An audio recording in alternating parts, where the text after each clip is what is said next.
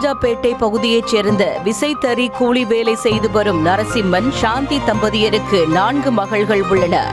இதில் 3வது மகளான பிரீத்தி என்பவர் அதே பகுதியில் உள்ள அரசினர் பெண்கள் மேல்நிலைப் பள்ளியில் 12ஆம் வகுப்பை முடித்த நிலையில் மருத்துவராக வேண்டும் என்ற கனவோடு நீட் தேர்வு எழுதினார்.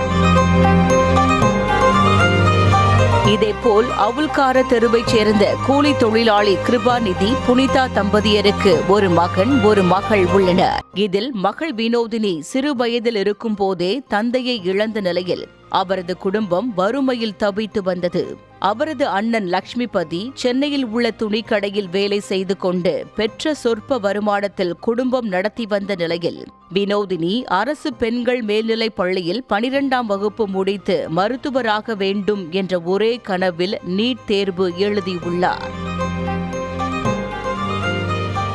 இந்த நிலையில் கடந்த சில நாட்களுக்கு முன்பு வெளியான நீட் தேர்வு முடிவுகளில் 2 மாணவிகளும் தேர்ச்சி பெற்று அசத்தினர். கடும் போட்டிக்கு மத்தியிலும் தமிழக அரசால் கொண்டுவரப்பட்ட 7.5% உள்ஒதுக்கீடு காரணமாக பிரீத்திக்கு திருச்சி SRM மருத்துவக் கல்லூரியிலும் வினோதினிக்கு கோயம்புத்தூரில் உள்ள கற்பகம் மருத்துவக் கல்லூரியிலும் சீட்டு கிடைத்தது.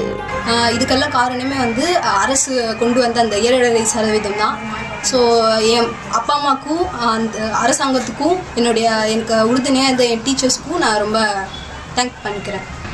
இந்த 7.5 ரிசர்வேஷன் எனக்கு ரொம்ப யூஸ்ஃபுல்லாக இருந்தது.